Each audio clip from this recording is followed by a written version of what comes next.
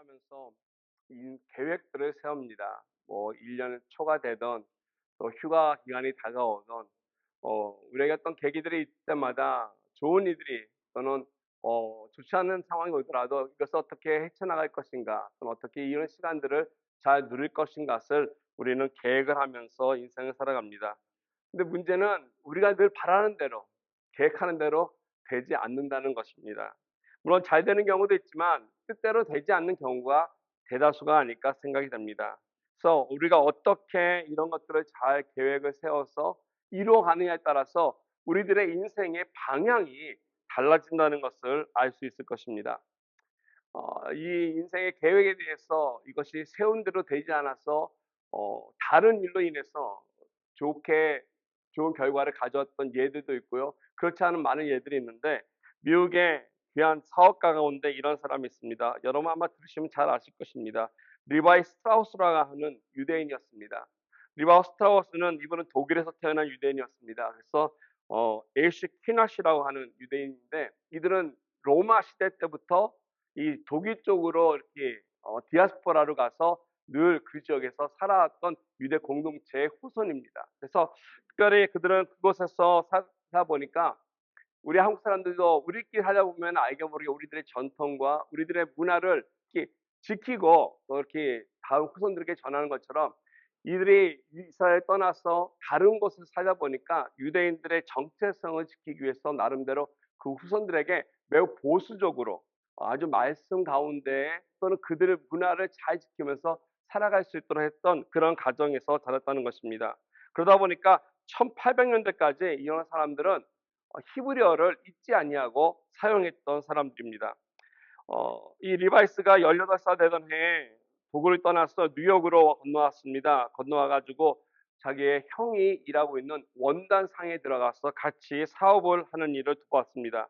그래서 그 원단 사업을 하면서 거기에 만족하지 않고 이 젊은 친구가 '나도 또한 형과 같이 이 비즈니스를 크게 하겠노라.'라고 하는 생각을 하면서 꿈을 키우고 있었습니다. 그때 마침 이 동부에서 서부로 많이 사람들이 옮겨가는 그런 시대를 맞이했습니다. 왜냐하면 이 서부에 금이 발견되었기 때문입니다. 그래서 이 금을 찾기 위해서 골드러시라고 해서 많은 사람들이 금강을 캐러 이 동부에서 서부로 개척을 하면서 왔던 것입니다.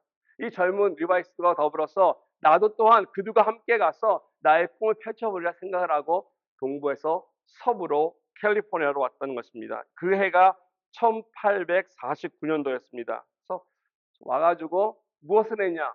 뉴욕에서 하던 것처럼 원단을 짜기 시작했고 그 원단으로 많은 일들을 하겠습니다.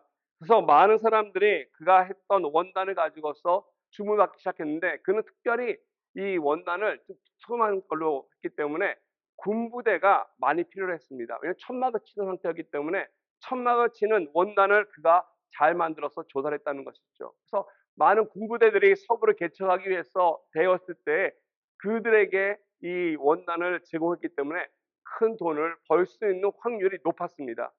그런데 얼마 되지 않아서 문제가 생겼습니다. 왜냐하면은 이 군부대들이 더 이상 이곳에 있는 일이 없다.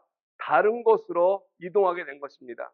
그 군에 납포하기 위해서 준비해 놨던 그 많은 양의 원단을 쓸모없게 된 것입니다. 이것을 가지고 옮길 수가 없어서 고민하고 있었던 중에 정말 하나님께서 그에게 완벽한 플랜을 해 가지고 기다렸다는 것입니다. 어느 날 우연히 그 플랜을 하기 위해서 그가 어떻게 했냐면은 '이것을 어떻게 할까?' 하다가 식당에 갔다가 우연히 보게 된 것이 뭐냐면 광부들이 옷을 이렇게 꿰매고 있는 모습을 본 것입니다. 그 당시 광부들이 입던 옷이 약하다 보니까 이 험한 일을 하다 보니까 자주 찢어져서 꿰맸던 것입니다. 그래서 이 친구가 생각한 것은 그 천막을 위해서 납품하기 위해 했던 그 천으로 새로운 것을 만들었습니다. 그 천막용 원단으로 바지를 만들면 어떨까 해 가지고 만들었던 바지가 바로 우리가 너무나 잘 알고 있는 진이라는 청바지의 시조가 된 것입니다. 그리고 그가 이 바지의 브랜드를 자기 이름을 따서 우리가 잘 아는 리바이스 진이 된 것입니다. 알게 모르게 우리들은 계획을 세웁니다. 그래서 '이건 잘 되겠지. 상황이 도와주겠지.'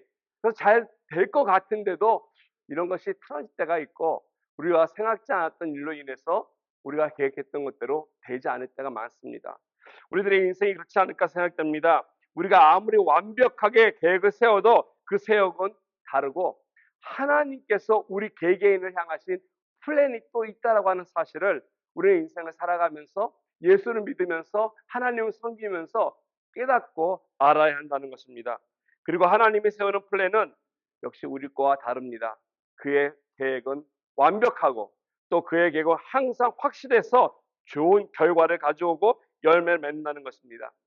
내가 세운 계획이 잘 되지 않아서 어떤 열매를 가져오지 않기 때문에 성취감이 없다고 해서 실망과 좌절하는 것이 아니라 믿음을 가지고 내가 하나님을 섬기기 때문에 하나님이 나를 향한 계획이 있음을 믿고 그리고 그 준비해 놓으신 그 플랜을 기다리며 나갈 때 때때로 우리가 이해하지 못해도 때때로 우리가 어떻게 할지 몰라도 하나님의 계획은 너무나 숭고하기 때문에 정말 위대하기 때문에 우리가 다 헤아릴 수 없기 때문에 이해할 수 없기 때문에 우리가 오늘날 갈망하고 갈등하고 힘들어하지만 그 하나님께서 우리가 신뢰하고 나간다면 하나님은 우리에게 좋은 열매를 주신다는 것입니다. 이사야서 55장 8절과 9절은 이렇게 얘기하고 있습니다. 우리를 향해서 내 생각이 너의 생각과 다르며 내 길은 너희의 길과 다름이니라. 하늘이 땅보다 높은 같이 내 길이 너희의 길보다 높으며 내 생각은 너희의 생각보다 높다라고 말씀하셨습니다. 하나님의 생각을 우리가 어찌 따라갈 수 있겠습니까? 하나님의 생각은 우리와 다를 때가 많다는 것입니다.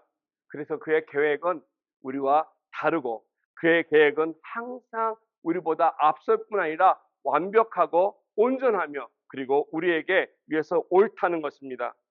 어떻게 하면 우리가 인생을 살아가면서 실패를 좀 줄이고 실수를 좀 줄이고 이처럼 하나님 앞에 하나님께서 나를 향하신 계획을 잘 이해하고 깨달아서 그 계획에 동참하면서 살아갈 수 있는 인생이 되겠습니까?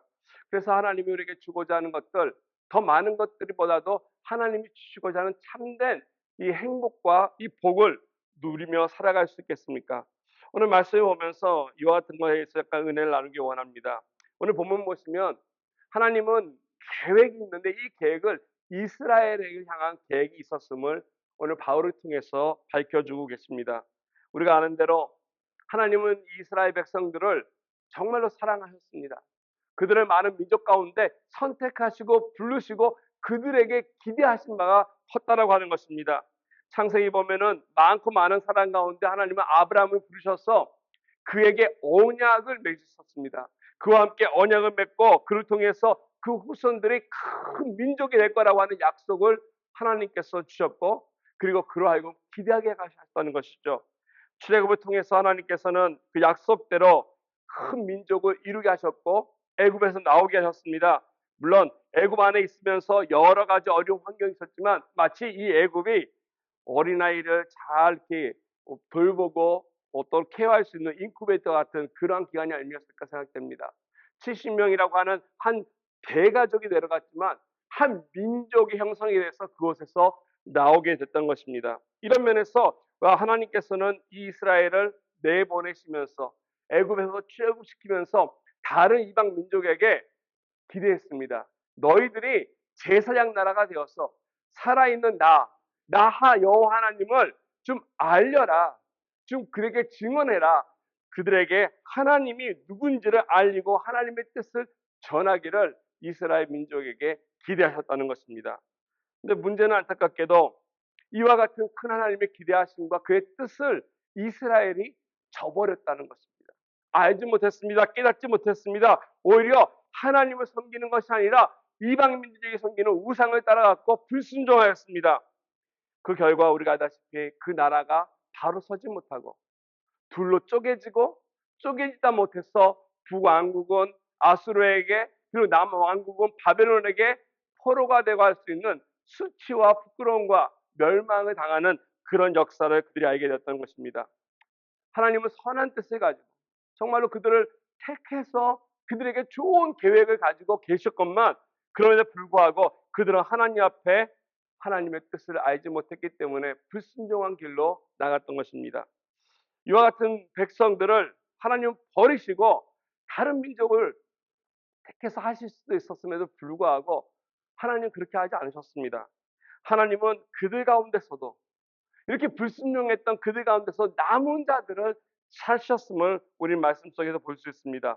그들을 다시 한번 바벨론에서 버리지 아니하시고 돌아오게 하셔서 유다로 오게 하셔서 그들 가운데 하나님께서 메시아를 보내주시고 메시아를 통해서 오늘날 우리에게 하나님의 뜻이 임할 수 있는 복된 소식을 선포하게끔 했다는 것입니다. 이와 같이 하나님께서 이처럼 그들을 끝까지 버리지 아니하시고 국리력이 셔서 다시 본국으로 돌아오게 하시고 또 하나님의 아들인 메시아를 그들 가운데 태어나게끔 하시고 이와 같이 좋은 것들을 정말 위대한 것들을 허락해 주셨다면 좀 특히 좀 깨닫고 돌이켜야 되지 않겠습니까?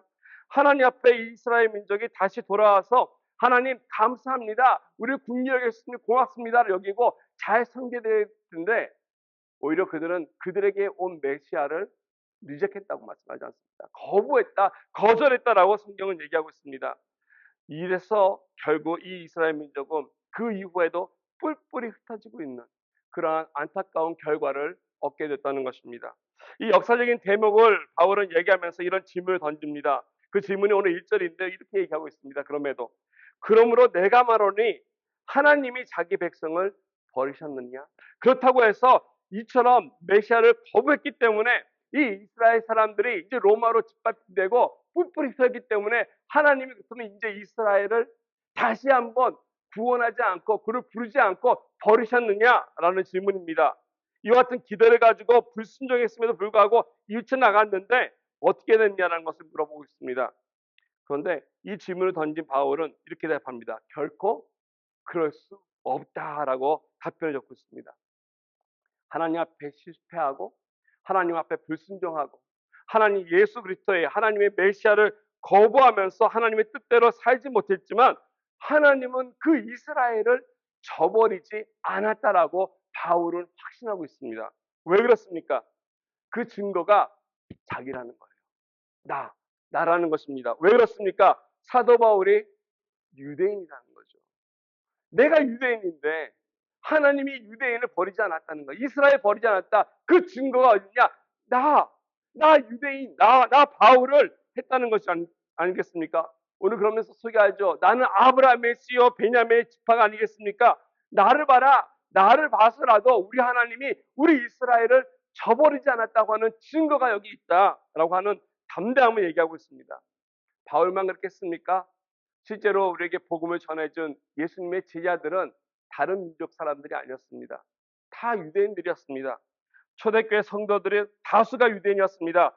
비록 이스라엘 민족이 하나님 앞에 실패하고 하나님께 불순종하고 메시아를 거부했음에도 불구하고 우리 하나님은 그들을 버리지 않으셨다는 것입니다. 그리고 내치지 않으셨습니다. 그리고 그들 앞에 계속 그들을 케어하고 그들을 지지하고 그들을 부르셨습니다. 왜 그러셨을까요? 왜 이와 같이 하나님은 그들에게 이와 같은 사랑을 베푸시고 긍휼을 베푸시고 은혜를 베푸시겠습니까? 그것은 하나님이 가지고 있는 고유한 성품 때문에 그렇습니다. 이것을 우리는 신실함이라고 부릅니다.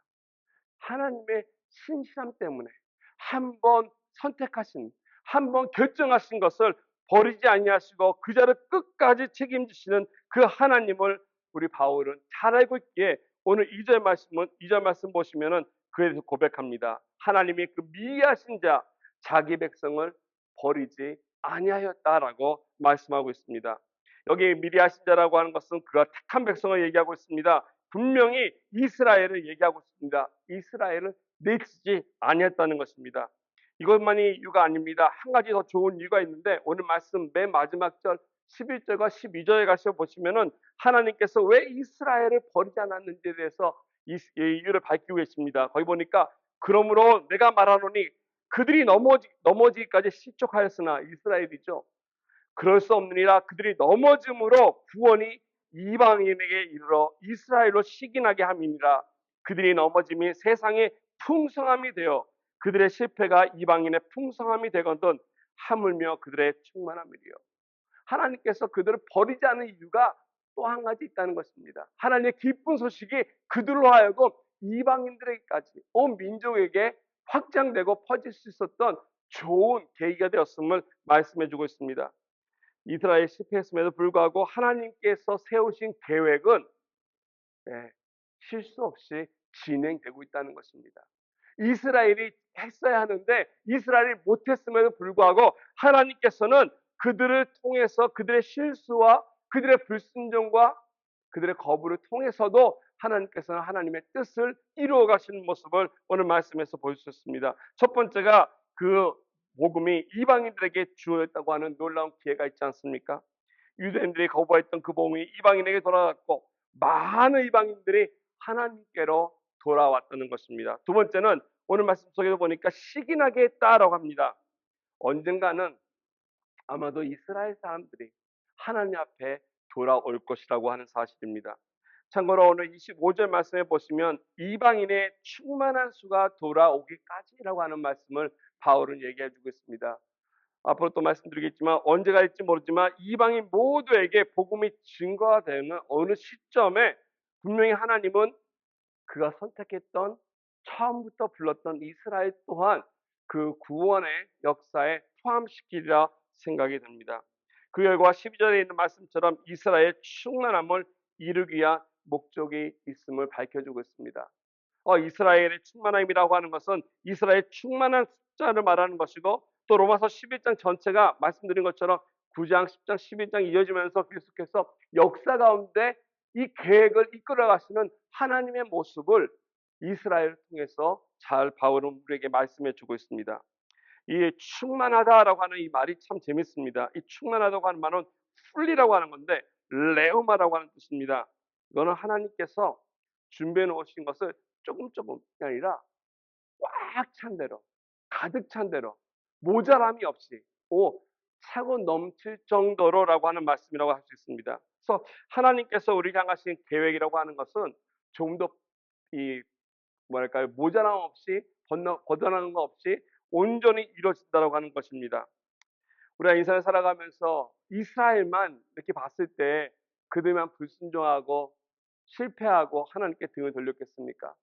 수많은 민족들, 아니 그 가운데 저와 여러분들도 같이 포함이 되지 않나 생각이 됩니다. 우리 또한 실수를 반복하고 되풀이하고 실패를 경험하지 않았습니까? 이스라엘만 하나님 앞에 기대를 저버린 것이 아니라 저와 여러분 또한 하나님이 우리 향하신 기대를 깨닫지 못했기 때문에 저버릴 때가 너무나 많았다는 것입니다. 언젠가는 하나님이 우리를 잘 케어해 나가시면서 성령 하나님이 인도해 나가실 때 우리가 그 하나님께 따라갈 때 하나님이 말씀하시는 꽉 찬 축복을 우리가 경험할 수 있는 날이 오리라 믿습니다. 성경에서는 늘 하나님께서는 조금이 아니라 가득 찬 것을 늘 우리에게 말씀해 주신다는 것입니다. 우리 열왕기하 4장에 보게 되면 엘리사를 통해서도 이와 같은 놀라운 일들을 하나님께서 하시는 걸 봅니다. 뭘 줄 때마다 기름을 채우기가 할 때도 꽉 차서 모자람이 없도록 하는 것. 성경의 곳곳에 하나님께서 요구하는 것을 우리가 응할 때 하나님은 가득 차게끔 하는 것을 경험할 때가 많다는 것입니다. 이와 같은 충만한 하나님의 은혜가 있는 계획, 이 복이 있는 이 계획에 우리가 좀 참여하고 이 하나님의 계획 가운데 같이 서서 이걸 누리기 위해서 우리가 할 수 있는 것이 무엇이 있을까? 몇 가지 오늘 바울이 말씀한 이 로마서를 보면서 이스라엘이 했던 실수와 실패를 보고 우리가 좀 배웠으면 좋겠습니다. 그래서 우리는 그들 것처럼 거부하는 것이 아니라 하나님의 계획에 함께 할 수 있는 동역자들이 되었으면 바라겠습니다. 첫 번째로 그러기 위해서 우리가 필요한 것은 우리의 시각이 넓어져야 한다는 것입니다. 하나님 앞에서 우리가 하나님의 이 플랜을 잘 따라하려면은 우리 안목이 필요한데 무엇을 바라보고 어디를 바라봐야 하는가라는 것입니다. 사람들은 이 땅을 살아가면서 좀 편협적인 생각을 갖을 때가 많고요. 우리들의 안목이 좁을 때가 그런 경험을 할 때가 종종 있습니다. 근데 오늘 본문 2절에서 4절까지 보면은 이처럼 좀 세상을 살아가면서 하나님을 믿으면서도 편협적인 좁은 시각을 가지고 있었던 한 예를 우리에게 말씀해 주고 있습니다. 그건 다른 사람이 아니라 바로 구약에서 선지자 하면은 선지자를 대표로 내세울 수 있는 엘리야를 우리가 예를 통해서 오늘 말씀해 볼 수 있는데요. 엘리야 하면은 우리가 너무나 잘 알고 있는 사람 아니겠습니까? 오늘 2절 말씀에 이렇게 얘기하고 있지요. 하나님이 그 미리 하신 자기 백성을 버리지 아니하셨나니 너희가 성경이 엘리야를 가리켜 말한 것을 알지 못하느냐 하면서 그가 이스라엘을 하나님께 고발하였다라고 이야기하고 있습니다. 우리가 엘리야를 보면은 엘리야는 좀 보면은 좀 좋은 선지자라고 우리가 늘 생각하는데 오늘 말씀에 보면 그렇지 않은 것 같습니다. 그러니까 고발했다. 이스라엘을 하나님 앞에 고발한 선지자다. 이렇게 얘기하는데 이거 법적 용어입니다. 어필한 거죠. 좀 아쿠스한 겁니다. 이들이 잘못한 것들, 이들이 부족한 것들, 그래서 이들이 나한테 해를 입힌 것을 하나님께 토로한 것입니다. 주로 성경에서 엘리야를 경험하면서는 하나님의 위대한 선지자, 그리고 우리가 늘 부르는 엘리야의 하나님 하면서 부른 찬양도 있지 않습니까? 400명, 450명의 바알 선지자와 싸워서 이겼던 승리한 엘리야 같은 이 위대함을 얘기하는데 오늘은 약간 다르다는 것입니다.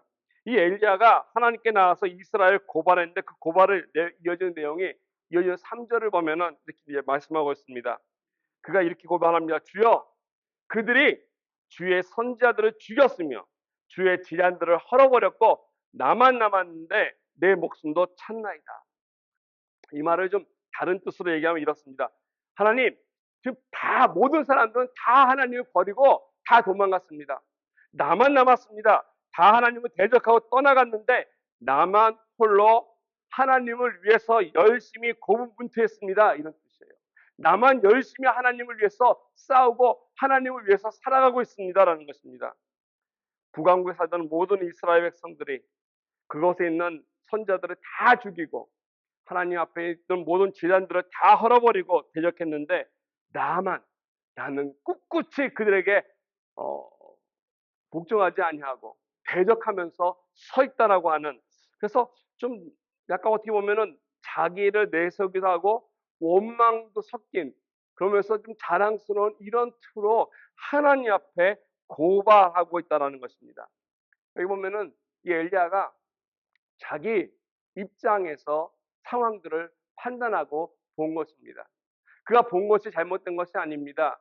확실한 것을 보았고 분명한 것을 보았습니다. 그가 경험한 것 분명합니다. 근데 그는 자기가 본 것만 알고 있고 자기가 경험한 것만 이야기하고 있다라는 것입니다. 솔직히 말씀드려서 엘리야가 그 시대에 하나님 앞에 이렇게 바알 선지자들과 대적해서 승리할 수 있었던 이유가 그에게 무슨 능력이 있어서 그런 승리가 있었겠습니까? 그렇지 않다는 것이죠. 하나님께서 능력을 주셨기 때문에 바알을 대적할 수 있었고 하나님께서 함께 하셨기 때문에 그가 그 가운데 놀라운 일을 할 수 있었고 비를 내리게 할 수 있었고 하나님의 이적들을 행할 수 있었는데 지금 하는 말씀이 뭐냐면 자기가 열심히 했기 때문에 했다라는 것입니다. 자기가 하나님 앞에 이처럼 다른 사람들처럼 무릎 꿇지 아니하고 하나님께 당당히 맞서 있었기 때문에 싸웠기 때문에 했다라는 것을 얘기합니다. 그래서 자기가 본 거, 자기 중심적인 말을 이야기하고 있다는 것입니다. 이것을 봤을 때 좀 모든 상황을 잘 넓게 보지 못하는 엘리야의 모습을 오늘 말씀에서 볼 수 있는 거예요. 그래서 4절 보니까 하나님이 이렇게 말씀하십니다. 그에게 하신 대답이 무엇이냐 하면서 내가 나를 위하여 바알에게 무릎 꿇지 아니한 사람 7,000명을 남겨두었다 하였느니라. 엘리야를 향해서 야, 너무 성급하게 얘기하지 마. 너만이 아니야. 나를 위해서 내가 7,000명을 더 남겨두었어라고 그에게 이야기하고 있습니다. 너 말고도 나를 위해서 열심을 붓고 나를 섬긴 7,000명이 더 있다고 하는 것입니다. 지금 엘리야 네 눈에 보이지 않지만 네가 경험하지 않았지만 그럼에도 불구하고 하나님은 이 어려웠던 아하 왕의 이 이스라엘 부왕국 시절에 하나님을 섬기는 신실한 사람들을 두었다는 것을 말씀해 주고 있습니다. 우리가 인생 살아가면서 어떤 일들을 계획해 나갈 때 내 입장에서 우리가 경험한 거, 우리가 아는 것에만 묶여 있다면은 이 엘리야와 같이 아무리 선하고 좋은 일을 했음에도 불구하고 편협된 시각 속에서 하나님의 계획을 이해하지 못할 때가 너무나 많을 것입니다. 우리의 마음속에 알게 모르게 우리는 우리들의 프레임을 가지고 살아갈 때가 있다는 것입니다. 이것을 내려놓고 할 때 하나님의 세계는 우리가 생각하는 것보다 훨씬 더 크기 때문에 우리의 것을 통해서 역사하시는 그 하나님을 우리는 만날 수 있는 은혜가 있어야 할 것입니다. 우리 가끔가다 유튜브 보다 보면은 이렇게 간증하시는 분들의 스토리가 있습니다. 특별히 CTS 방송에 보면 한국 연예인들이 나와서 간증할 때 있는데요. 관심 있는 연예인들이 보면은 저 사람은 또 어떻게 예수 믿었나 하는 것을 볼 때가 있는데, 한 번은 그 간증할 때 보니까 잘 알지 못하는 할머니가 나와서 간증을 하셨어요. 근데 그 너무 말투가 재밌고, 이 시골 할머니인데 너무 재밌는 말투가 있어서 좀 이렇게 보게 되었어요. 듣게 되었는데, 그 할머니 보니까 사모님이시더라고요. 성함이 황산성이세요. 황산성. 남자 이름 같죠? 아버지가 목사님이셨대요. 그래서 이 딸임에도 불구하고 강하고 담대하게 살아가라고 해서 이 시온산성에서 산성이라고 이름을 붙였다고 합니다. 이 사모님이 경기여고를 나오시고 서울법대를 졸업했다고 합니다. 졸업하고 사법고시를 여자로서는 그 당시 처음으로 패스하신 분입니다. 대단하신 분이더라고요. 그래서 판사를 하고 변호사가 되셨고 한때 장관으로도 재임하셨던 분이기도 합니다. 정말 똑똑하고 논리적인 아주 유명한 사람인데요. 이미 소천을 했지만 이 사모님이 세문안교회 목사님이었던 김동희 목사님의 사모님이세요. 근데 이 사모님이 간증을 하면서 이런 얘기합니다. 솔직히 내가 목사 딸인데도 하나님을 안 믿었대요. 하나님을 믿지 못했대요. 아니, 안 믿어졌대요. 믿지 못해 안 믿어졌다는 것이에요. 그래서 뭐 성경 교회 행사 다 참석했다는 것이죠. 성경 퀴즈에 나가면 1등, 암송대에 나가도 1등, 모든 행사 다 하고 했는데도 솔직히 하나님이 안 믿었다는 것입니다. 왜 그러냐면은 생각해 보라는 거예요. 왜 유대 청년이, 그러니까 예수님이죠. 그 유대인이 한국에 있는 나를 위해서 왜 죽겠냐는 거예요. 나를 알지 못하는 그 유대 청년이 왜 나를 위해서 죽겠냐는 거야. 아무래도 이거는 말이 안 되고 이해가 안 된다는 것입니다. 그러면서 특별히 구약 성경을 보면은 화가 나는 민어가 많다는 것이죠. 이 하나님 보면은 어디 가서 할 때 다 진멸하라고 하지 않습니까? 사랑의 하나님이라고 하면 생명도 살리고 아끼고 그럴 텐데, 그래도 믿을까 말까인데 너무 잔인하고 잔혹하다는 것입니다. 그래서 그런 하나님을 어떻게 나의 하나님으로 믿을 수 있냐? 저는 그는 믿지 못했다는 거죠. 그래서 어떻게 살다가 아무 생각 없이 결혼했는데, 결혼했다 보니까 남편이 목사가 돼서 사모가 됐다는 것이죠. 사모가 되었음에도 불구하고 안 믿는 그 하나님을 그 마음속에 두고 살아갔습니다. 신방도 가고 성도들이 기도해달라고 그러면 기도도 해주고 찬양도 잘하고, 그렇지만 그의 마음속에는 안 믿었다는 것이죠. 그러다가 그의 아버지가 임종하실 때 아버지 머리맡에 가서 그렇게 얘기했다고 합니다. 아버지, 이제 아버지 곧 천국 가실 텐데, 아버지가 가시고 싶은 건 천국 가실 텐데, 아버지 천국 가시면 나 잘 왔다라고 편지 한 통만 나한테 보내주세요. 이렇게 했더니 아버지가 고개 끄덕끄덕 하시고 이제 돌아가셨습니다. 돌아가셨는데, 한 일주일 지났을까요? 편지가 왔을까요? 일주가 지나도 2주가 지나도 편지가 오지 않는 거죠. 그거 봐라. 천국이 어딨냐? 지옥이 어딨냐? 사람이 죽으면 그냥 끝이지. 뭐 천국 지옥 없다는 겁니다.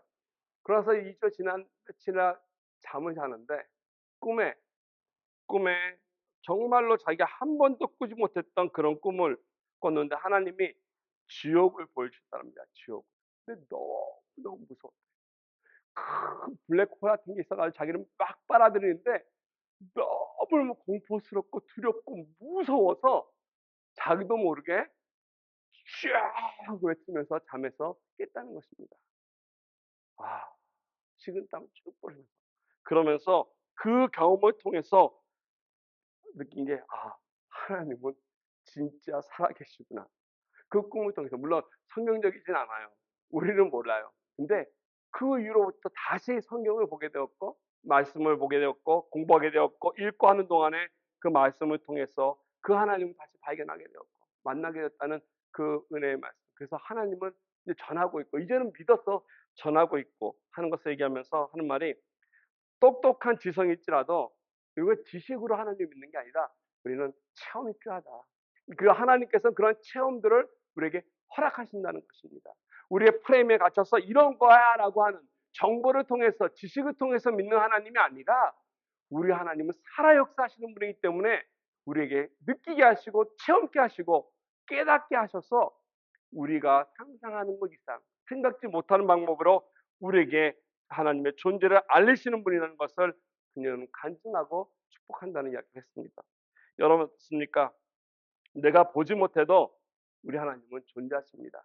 내가 없다라고, 내가 부인한다 할지라도 우리 하나님이 살아계시는 것이 결코 아니라는 것입니다. 하나님의 세계는 크고 더 넓습니다. 오히려 내가 그 안에서 왜곡되고 좁은 소견을 가지고 이 세상을 바라보기 때문에 하나님을 바라볼 수 없고 그의 계획도 알 수가 없을 때가 너무나 많다고 하는 사실입니다. 그래서 이처럼 내가 진정으로 하나님의 계획에 참여하려면 좀 우리가 시각을 좀 넓혀야 돼요. 내 위치가 아닌 하나님이 바라보는 그 눈으로 우리가 인생을 바라보고 이 세상을 바라보며 나가야 할 것입니다. 우리들의 영적인 눈이 떠서 이처럼 하나님이 원하시는 계획을 함께 보면서 그 방향을 향해 나아갈 수 있는 저와 여러분 되길 바라겠습니다. 두 번째로 필요한 것이 있는데 그것은 바로 은혜로 사는 것입니다.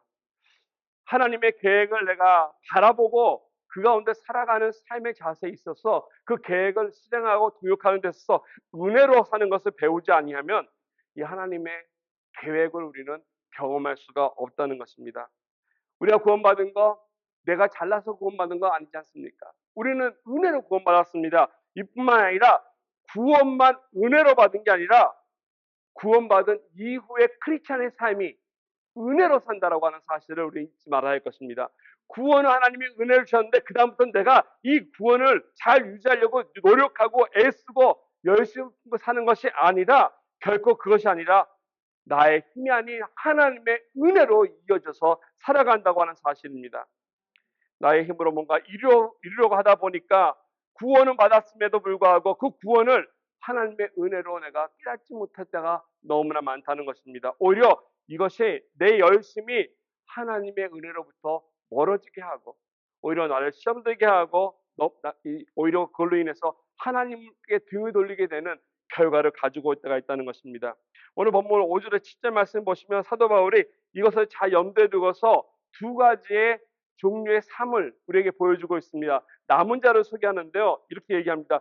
일반적으로 이 남는 자, 우리 저번에 말씀드렸지만 남은 자는 하나님이 잘 구별해서 믿음이 좋은 사람, 그리고 선택한 사람들을 이렇게 이야기하는 것인데 오늘은 약간 다릅니다. 5절 말씀 먼저 보시면 이렇게 얘기합니다. 그런즉 이와 같이 지금도 은혜로 택하심을 따라 남은 자가 있느니라. 여기서 말하는 남은 자는 은혜를 받아서 남은 자입니다. 이 사람들은 믿음으로 구원받은 사람을 말하는 것입니다. 노력으로나 힘이나 이것이 아니라 진정으로 하나님의 은혜 가운데 그 은혜를 깨닫고 내가 하나님 안에 속했구나. 이것을 믿고 따라가는 사람입니다. 그런데 7절 말씀에 오면은 또 남은 자가 나옵니다. 7절에 이렇게 얘기합니다. 그런즉 어떠하냐? 이스라엘이 구하는 그것을 얻지 못하고 오직 택하심을 입은 자만 얻었고 그 남은 자들은 우둔하였느니라. 여기 보니까 우둔하였다라고 하는 또 남은 자가 있는데 이 사람들은 이스라엘 사람들을 언급하고 있는 것입니다. 대다수의 이스라엘들을 얘기하고 있는데 이 사람들은 좀 더 구체적으로 얘기하면은 아까 말씀드린 대로 북왕국의 엘리야뿐만 아니라 하나님께서 그 많은 북이스라엘 백성 가운데 7천 명을 제외한 나머지 다수의 하나님께 등을 돌리고 바알에게 향한 그런 사람들을 얘기하고 있는데 오늘 말씀에 우둔하였다라고 얘기하고 있습니다. 이 우둔해졌다라고 하는 표현이 쉬운 성경 보니까 완악하다라고 하는 것이에요. 마음이 다쳤다는 거죠. 마음이 다쳐 고집스럽다라고 하는 이런 표현입니다. 그래서 끝까지 그들은 하나님의 은혜를 거부했다는 거죠. 고집했던 자기대로 내 마음대로 내 뜻대로 하겠다고 하는 이런 사람들입니다. 그래서 하나님이 베풀어 주시는 은혜를 리젝하고 하나님 필요 없습니다. 내가 알아서 하겠습니다. 하나님 주신 율법 있지 않습니까? 내 율법대로 지키며 내 힘으로 살겠습니다라고 고집을 냈던 사람들이 바로 이런 사람을 이야기하고 있습니다. 자기 힘으로 살겠다고 했던 이스라엘 사람들 얼마나 바르게 살았습니까? 그들이 열심히 율법을 지켰다고 해서 그 율법을 완전히 다 그들이 지키며 살았습니까? 그렇지 않다는 거죠. 도덕적으로도 바르지 못했습니다. 하나님 앞에 멸망당할 수밖에 없는 그런 죄악으로 빠질 수밖에 없었던 사람들이 이처럼 우둔해진 사람들이었음을 오늘 바울은 이야기하고 있습니다. 이처럼 하나님의 은혜를 거부했던 사람들, 그래서 이 두 종류의 남은 자, 하나는 하나님의 은혜 가운데 남은 자가 있고요. 하나는 이처럼 우둔하여 남은 자가 있는데 우리는 어떤 종류의 남은 자의 삶을 살아가야 되겠습니까? 우리는 반드시 다른 것이 아니라 하나님의 은혜 가운데 남은 자가 되어야 할 것입니다. 내 공로나 내 운이나 어떤 어떤 일들이 있어서 아니라 예수 믿었기 때문에 이제 나한테 행운만이 있을 거야 이것이 아니라 내가 예수 믿고 난 이후에도 하나님의 은혜 없이는 살 수 없음을 고백하는 자세가 되어야 할 것입니다. 나를 뽐내고 자랑하는 삶이 아니라 처음부터 끝까지 진짜 하나님의 은혜를 잊지 아니하는 자, 이런 자의 고백이 오늘 필요합니다. 고린도전서 15장 10절 말씀에 보면은 우리 사도 바울의 위대한 고백이 나옵니다. 여기 이게 아마 사도 바울의 위대함이 있지 않을까 생각합니다. 우리가 잘 아는 대로 바울이 아마 기독교 역사 가운데 그것처럼 복음을 위해서 수고하고 헌신했던 사람이 어디 있겠습니까? 모든 수모를 겪으면서 아픔과 고통을 겪으면서 죽을 고비를 넘겨가면서 그는 하나님 앞에 헌신했던 사람입니다. 그럼에도 불구하고 그는 고린도서 15장 10절에 이렇게 고백합니다. 나의 나된 것은 하나님의 은혜로 된 것이다. 내게 주신 그의 은혜가 헛되지 아니하여 내가 모든 사도보다 더 많이 수고하였으나 내가 한 것이 아니요 오직 나와 함께 하신 하나님의 은혜다라고 하는 고백을 하였습니다. 정말로 은혜를 받고 은혜를 깨닫고 그 은혜를 살아가는 참된 성도의 고백과 자세가 아니겠습니까? 자랑이 없습니다. 나의 의가 없습니다. 내가 뭘 잘했다라고 주장하는 것이 이 고백 속에는 없다는 것입니다. 모든 것이 하나님이 하셨다는 것이죠. 비록 내가 많은 수고를 했지만 그것조차도 하나님이 은혜로 주셨기 때문에 했다라고 하는 은혜를 바로 살아가는 사람의 모습이 여기 나와 있습니다. 이와 같은 고백이 술저했기 때문에 사도 바울이 우리보다는 좀 더 하나님의 계획을 더 많이 알았던 것 같아요. 그 미스테리온이라고 하는 말이 나오는데요. 하나님의 비밀을 그는 깨닫게 되었고 하나님께서 알려주시지 않았을까 생각됩니다. 우리가 에베소서나 골로새서를 보면은 우리가 잘 알지 못했던 하나님이 그에게 놀라운 계획들을 그 미스테리온 비밀들을 알게 하셨고 그 비밀을 그가 하나님의 은혜 가운데 성취해 나갈 수 있도록 동역해 나갈 수 있도록 그 하나님의 계획에 참여하셨음을 우리는 볼 수 있다는 것입니다. 이처럼 남은 생애 속에서 우리가 인생 가운데 하나님의 계획 가운데 같이 동역할 수 있는 은혜가 있다면 이 하나님의 은혜를 잊지 말아야 할 것입니다. 나를 좀 비우고 그리고 하나님께서 일할 수 있도록 성령 하나님께서 역사할 수 있도록 내어드린다면 나의 고집을 좀 내려놓는다면은 하나님께서 우리를 아름답게 사용하실 것입니다. 이건 가정도 그렇고 교회도 그렇고 우리 각각의 개개인의 인생도 그렇지 않겠습니까? 내가 힘주고 그냥 목에 정말 힘 꽉 주고 내가 한다면 오히려 부러지는 입밖에 남지 않을 것입니다. 부러지면 아프고요 다칩니다. 하나님 뜻대로 사용하여 주십시오. 제가 여기 있습니다. 전 비록 아무것도 아니지만 하나님의 은혜에 감사드리는 자입니다라고 고백할 때 하나님께서 축복도 주시고 이와 같은 놀라운 계획도 알게 해주신다는 것입니다. 마지막 세 번째로 우리가 하나님의 그 놀라운 충만한 계획 가운데 살려면은 우리의 심령이 좀 살아나야 할 것입니다.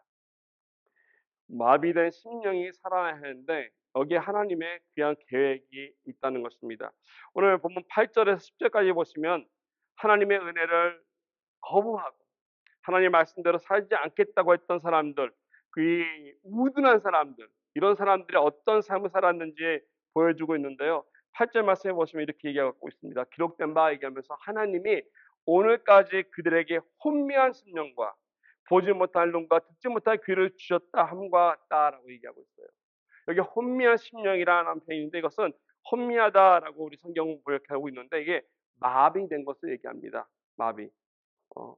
이 감각이 없는, 감각이 없다라고 느끼지 못하는 것을 얘기하고 있습니다. 그래서 정상적인 생활이 안 된다는 거, 보지 못하고 듣지 못하고 느끼지 못하고 이와 같은 심령이 오늘 보니까 바로 혼미한 심령, 마비된 케이스를 이야기하고 있습니다. 이처럼 마음이 마비가 돼서 느끼지 못하는 심령이 되면 어떠한 증세가 나타나면요. 그 삶 속에서 오늘 말씀해 보니까 이러한 증세가 있습니다. 세 가지가 나오는데 9절에서 10절까지 보면은 첫 번째는 밥상에 올무가 걸리게 된다 얘기합니다. 밥상에 올무가 걸리게 된다. 이 다른 말로 하면요. 그 말 그대로 이 밥상이 올무가 된다는 것이에요. 즉 내가 식욕이 없다는 거죠. 밥을 못 먹는다는 것입니다. 진수 성찬이 있어도 올무에 걸려서 그 식사를 내가 누리지 못한다는 거예요. 말 그대로 아무것도 먹지 못한다는 것입니다. 내 앞에 아무리 좋은 음식이 있고 좋은 것들이 있다 한들 내가 먹지 못하는 그 괴로움 어떻게 표현하겠습니까? 어떻게 살겠습니까? 즉 하나님 앞에 심령이 혼미돼 가지고 마비된 사람들은요 이와 같은 삶을 산다는 것입니다. 즉 내가 온전히 살아갈 때마다 온전히 이 세상의 것을 느끼고 즐기지 못한다는 것이죠. 어, 돈이 많다고 해서 식욕이 많아질 수 있을까요? 미국의 유명한 부자, 가장 큰 부자였다고 하는 록펠러가 그런 경험이 있다고 합니다.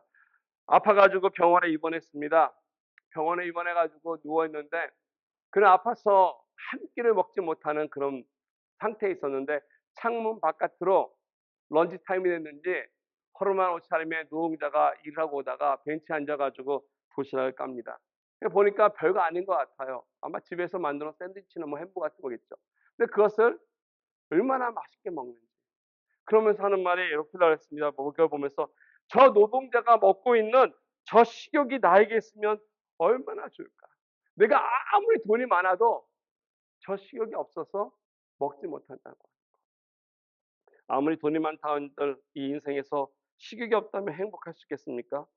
그런데요, 오늘날 인생을 살아가면서 뜻밖에도 많은 사람들이 이 식탁에 올무가 걸려있는 사람들이 있다라는 것입니다.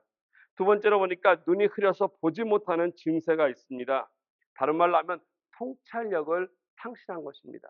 봐도 보고 있는 게 뭔지 모르는 거죠. 깨닫지 못하는 것입니다. 본인 눈앞에 감각이 없다 보니까 보고 있는 게 옳은 것인지 그른 것인지 바른 것인지 잘못된 것인지 좋은 것인지 나쁜 것인지를 구별할 줄 모르는 것이라는 것입니다. 세 번째로 등이 굽게 된다라고 이야기하고 있습니다. 등이 굽게 된다고 하는 이 표현은요. 우리의 인생을 살아가면서 짓눌린 삶을 얘기합니다. 스트레스와 근심과 걱정과 여러 가지 어려움으로 인해서 그 마음이 혼미돼서 그 인생 자체가 노예처럼 등이 휘어서 하루하루가 고달픈 인생을 이야기해주고 있습니다. 우리는 어떤 일을 할 때 우리 장로님들이 그 말씀하지 않습니까? 기쁨으로 해야 된다. 맞습니다. 즐거운 마음으로 해야 힘든하고 그 일이 좋은 결과가 오는데 막 못해서가 아니라 여기 보니까 등이 휘어서 어쩔 수 없어서 힘겹게 살아가는 그 같은 인생. 삶이 짓눌려서 일에 짓눌려서 노예가 되고 고통이 되어 살아가는 이 인생을 오늘 얘기하고 있습니다. 오늘 우리가 살아가는 시대가 사실 어느 시대보다도 물질적으로 풍요롭고 편안한 시대가 되었습니다. 가면 갈수록 이 세상은 발전하고 또 좋은 것들이 나오기 때문에 인생 우리 삶은 편안해질 때가 너무나 많습니다. 이제는 개울가에 가서 여러분들이 빨래하지 않습니다. 뭐 막 이러면서 세탁기에다 빨래 집어넣으면 세탁기 알아서 빨래 잘해주죠. 전기밥솥이 맛있게 밥 잘해줍니다. 이 세상은 편해졌습니다. 그럼에도 불구하고 심령이 마비되었기 때문에 그 영혼이 메말랐기 때문에 그 메마름 가운데 기쁨이 없어서 노예처럼 등이 굽은 상태로 살아가는 얼마나 많은 사람들이 있습니까? 하루하루 살아가면서도 스트레스와 고민으로 인해서 그 마음에 즐거움과 기쁨이 없고 그러다 보니 감사가 없고 그러다 보니 사는 재미가 없다는 것입니다. 그들에게 무엇이 필요하겠습니까? 이와 같은 물질과 돈 이런 것을 그들에게 많이 준다 한들 그들이 그것을 행복하게 누리며 살 수 있겠을까요? 결코 그렇지 않다는 것입니다. 그들에게 진짜로 필요한 것은 바로 생명의 생수라는 것입니다. 그들에게 필요한 것은 예수 그리스도. 예수 그리스도가 임재하셔서 그들에게 말라 비틀어진 심령 가운데 예수 때 십자가의 보혈이 부어질 때, 그 마음속에 예수 그리스도의 은혜가 부어질 때 그 심령이 다시 꽃을 피고 그 영혼이 다시 살아날 수 있음을 우리는 말씀을 통해 알 수 있다는 것입니다. 하나님이 말 때 비로소 성령을 통해서 그들의 삶이 다시 묶였던 결박이 풀어지고 자유함을 얻게 되고 하나님 앞에 참된 인생의 가치가 무엇인지 깨닫고 나아갈 수 있는 은혜가 임한다는 것입니다. 우리를 감옥처럼 가두는 것이 있다면, 우리를 마비시키는 그 무엇이 있다면 우리는 오늘 그것을 당장 그리스도 십자가 앞에 가지고 나와야 할 것입니다. 예수님 앞에 나와서 하나님 이것을 깨뜨려 주시고 이 결박에서 풀어주셔서 하나님 나에게 주시고자 하시는 진정한 자유와 행복을 예수 그리스도 안에서 누리게 하여 주십시오. 이것이 바로 믿음이고 이것이 바로 하나님이 우리에게 주시는 참된 자유함이라고 말씀드릴 수 있습니다. 하나님을 신뢰하고 믿음으로 나아가기만 하면 하나님 우리를 일어나게 하신다는 것이죠. 아니, 일어날 뿐 아니라 달려갈 수 있도록 우리에게 힘 또한 주신다는 것입니다. 이것이 바로 하나님이 저와 여러분들을 위해서 준비하고 뿐만 아니라 이루고자 하시는 계획이라는 것입니다. 나의 계획은 모르겠어요. 여러분의 계획은 모르겠어요. 그러나 적어도 하나님께서 우리 향하신 이 계획은 여기 있습니다. 여러분 한 분 한 분이 이와 같은 이 인생 가운데 이 계획에 동참하시기 바랍니다. 그냥 평범하게 이 세상에서 잘 먹고 잘 살다가 세상을 떠나는 것이 아니라 이 위대하신 하나님께서 우리를 향하신 그의 뜻이, 그 계획이 왔을 때 받기만 하는 것이 아니라 그 계획에 동참해서 함께 갈 수 있는 것, 나의 조건이 아무리 힘들더라도 나의 상황이 어떨지라도 우리를 하나님께 불러주셨다면 그것을 믿고 신뢰하고 나아갈 때 우리는 하나님 앞에 영광을 돌릴 수 있을 것입니다. 오늘 이 시간 기도하기 원합니다. 하나님 앞에 기도할 때 하나님, 내가 이 세상에 많은 계획 지금까지 세우며 살았지만 이것도 좋지만 하나님의 계획 한번 동참하고 싶습니다. 그 하나님께서 향하신 그 계획 속에 같이 있길 원합니다. 내가 하나님의 은혜로 살기를 원합니다. 그래서 하나님의 눈으로 바라보고 하나님의 마음 있는 곳에 나의 마음도 있고 하나님의 손이 가는 곳까지 나의 손도 같이 가고 하나님의 발걸음이 있는 곳에 같이 서 있기를 원합니다라고 이 시간 같이 기도하시면서 하나님 우리 삶 속에 이런 고통이 사라지고 또 이런 고통받는 사람들에게 우리가 아름다운 발이 되어서 찾아갈 수 있도록 도와주십시오. 하나님의 계획이 계속 우리 삶을 통해서 이어질 수 있도록 하나님 도와주시옵소서. 같이 기도하면서 이 시간 같이 나가겠습니다. 기도드리겠습니다.